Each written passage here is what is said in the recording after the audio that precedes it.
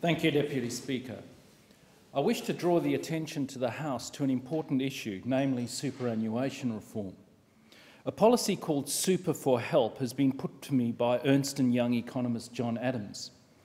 This superannuation reform plan proposes that individuals have voluntary access to their super to contribute to their help debt.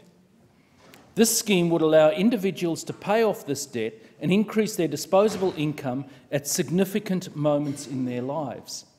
It's no secret that many Australians, particularly families within my electorate, are struggling with the cost of living. It is particularly difficult for individuals who are at an age when major life events are occurring, events like buying a first home, getting married and/or starting a family, and I would like to put on record my unequivocal support for his proposal. It benefits families by providing more disposable income. It benefits the government by allowing government debts to be repaid at an earlier time. This in turn helps and strengthens small businesses within my electorate. Many Australians have taken on personal debt in the face of rising living costs. According to the RBA, household debt as a proportion of disposable income is now exceeding 180%. The level of debt currently contained in non-government sectors poses a real risk to both Australians and the broader community and the broader economy.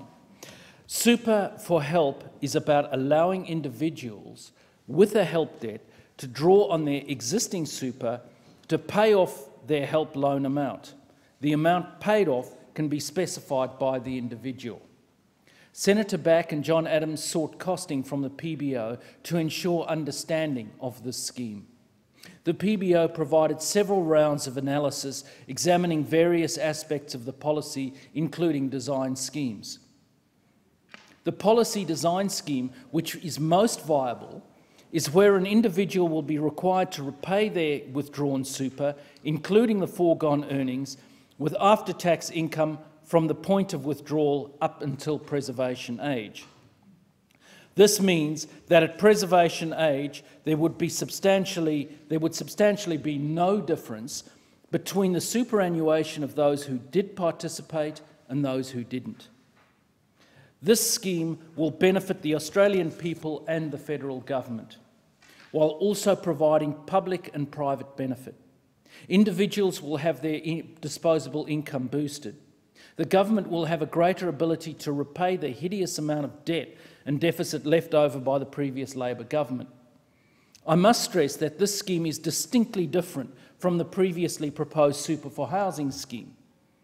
They are completely different policies and should both be judged on their own merits. The Labor Party has shown that they do not care. But we cannot and must not ignore that the cost of living is the #1 issue faced by Australians.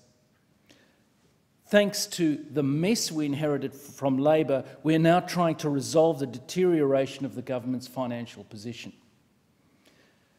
We cannot afford to lose our AAA rating. We cannot afford to increase spending. We cannot afford to increase debt. This policy will strengthen Australia's current fiscal position. As stated by JFK, the time to fix the roof is when the sun is shining. Even at a low uptake rate, the PBO has indicated that this scheme will provide significant revenue for the government. A suggested implementation proposal has been put forward as part of this proposal, which would be administered by the Australian Tax Office. This proposal will allow families to pay off their debts with their money. This is a strong and sensible measure that will provide families with more disposable income to work, save and invest.